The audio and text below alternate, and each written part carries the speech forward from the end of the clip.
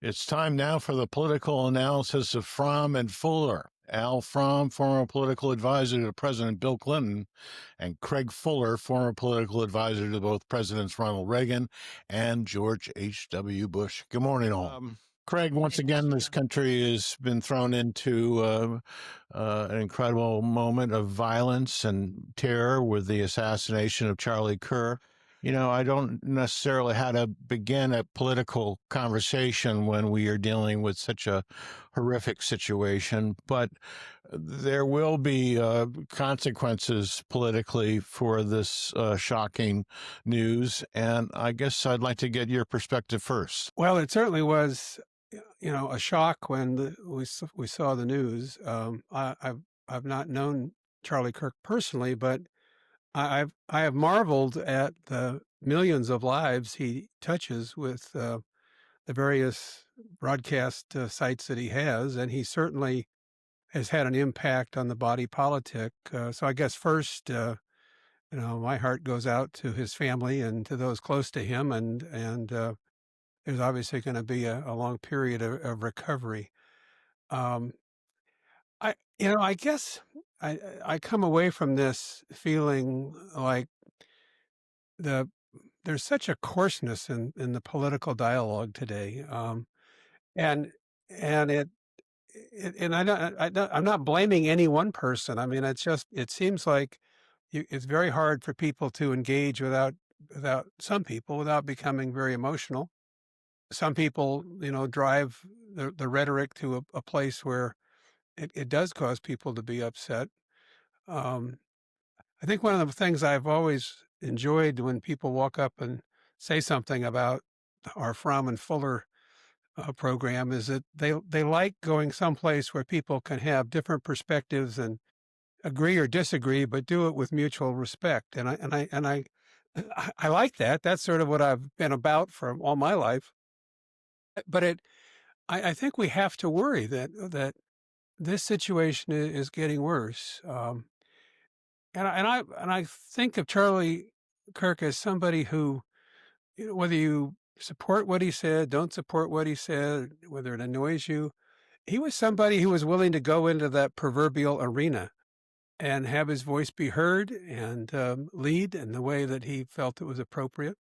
And we have a lot of people like that on both sides of the political spectrum. And this notion that somehow you're at risk if you are outspoken is just not the American way. The phrase I'm hearing a lot these days is, this is not normal. It tends to be applied to the troops in cities, but the fact is that this is not how this country resolves differences. And so I'm sure there'll be those who look at trying to toughen gun control, but I'm not sure that's the answer here. I really think people have to take a step back and think about, how they're approaching these debates, how they're going to go forward next year in a midterm election year where there's a lot at stake. I think the imagery that we've seen, frankly, from the White House, does not help when you show an image of, Chicago burning and kind of refer back to a film about napalm bombing a North Vietnamese city. Those kinds of things, if that's part of our national dialogue, can't help but have an effect. And it, unfortunately, in our society, it triggers people who don't have the ability to refrain from a violent action. And we'll obviously learn more about whoever did this, but at some point, that person crossed over and committed an act of violence that's really unspeakable. So it's a sad moment, I think, for the country. Hopefully, people, especially people who are in that public arena, will take stock of how they're approaching their discourse and the debate. Al, how do we process this? First of all, my first thought is that this is just awful.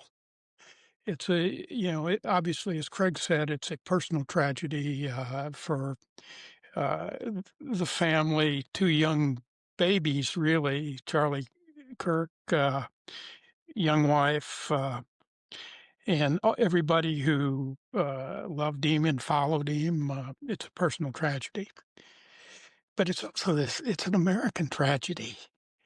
I mean, in America, we solve our differences by ballots, not bullets.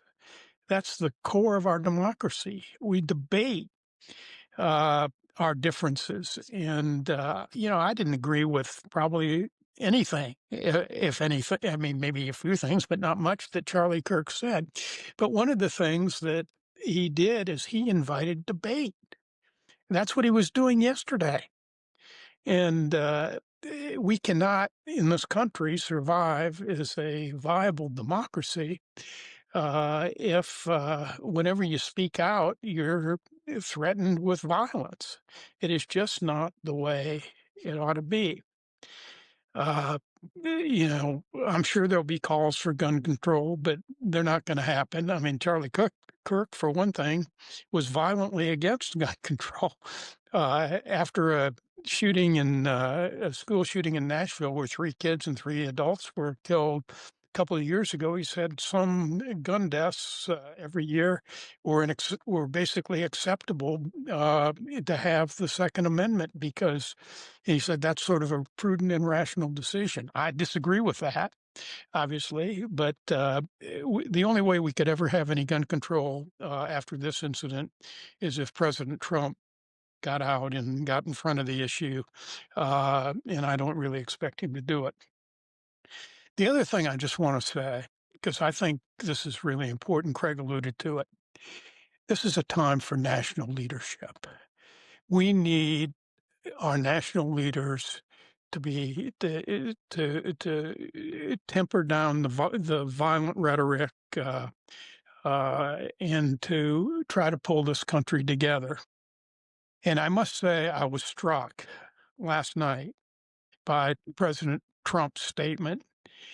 And as our mutual friend Bill Kristol reminded us with his piece this morning, how, and he didn't say this explicitly, but he reminded us of what Bobby Kennedy said after Martin Luther King's assassination in Indianapolis, when he was in Indianapolis after the night of Martin Luther King's assassination.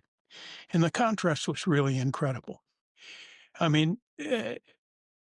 President Trump last night basically said this was an act or result of the radical left's rhetoric of saying, bad things about in calling right-wing people names. I mean, the man who says every day that his political adversaries are evil and bad people, I mean, that's one thing. But it's not a time for a president to be divisive. He cited Kirk's shooting and Steve Scalise and attempts on him. He forgot to mention that there was an assassination attempt against Governor Shapiro, that a Minnesota legislator and her husband were murdered. I mean, that is just unbecoming a president of the United States. And I urge people to go to the Bulwark and look up Bill Kristol's piece this morning, because what he really did was just quoted Bobby Kennedy. And Bobby Kennedy went into a black neighborhood after the night, moments after Martin Luther King was shot by a white man, and called for peace and understanding, explained that his brother was killed by a white man too, and tried to bring the country together. That's what we need. And I hope that on reflection, I don't have high hopes of this, but on reflection, President Trump will change his rhetoric and try to bring the country together rather than trying to drive even a further wedge through the country. Because if he doesn't, he will be playing a big part in this, the political violence continuing. and that's just wrong. A president of the United States has a special responsibility. It's not written in the Constitution. It's not spelled out by law, but it's to be somebody who can heal the nation and explain things in difficult times. And Ronald Reagan had a gift for it. We lost brave astronauts with a space shuttle disaster. Very quickly, he was talking to the nation and talking to school children and teachers, because we lost a teacher, as you'll recall. Bill Clinton had a gift for addressing issues that the nation faced. And it's not because these individuals, they didn't look at polling. They didn't, have some strategy team that went to work. They knew how to do it. It was part of them. It was natural to them and for them. And they built up a lot of goodwill. And my fear is that this president and those around him care absolutely nothing about building up goodwill for most of the nation. They're addressing if at all, they're addressing a minority within the country. And so when these things happen, we don't have a leader. But I only can add to what Al said. I hope people will step up, and who are in the Senate, who are in the Congress, and governors, and try to help the nation heal, because that's what's needed. I agree with Craig. I mean, we need leaders in both parties to step up. I mean, I just think about what's happened so far within the last year.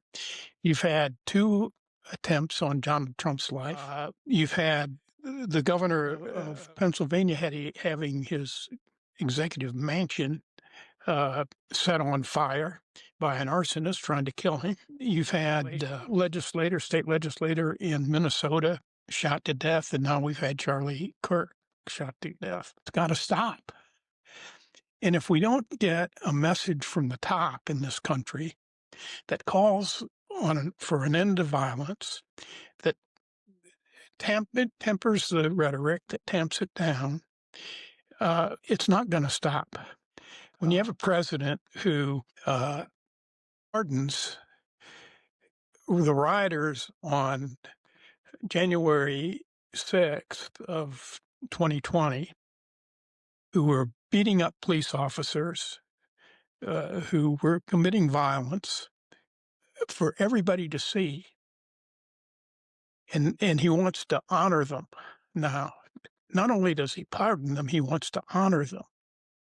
If that isn't promoting violence, I don't know what is. We have a big problem. I mean, think about how George Bush handled 24 years ago today, George W. Bush, and how he tried to calm the country and how he tried to bring it back after 9/11. That's what presidents are supposed to do. And this president just is incapable of doing it because he only cares about himself. Well, we have to leave it there. Al Fromm, Craig Fuller, thanks so much indeed. We will see you next week.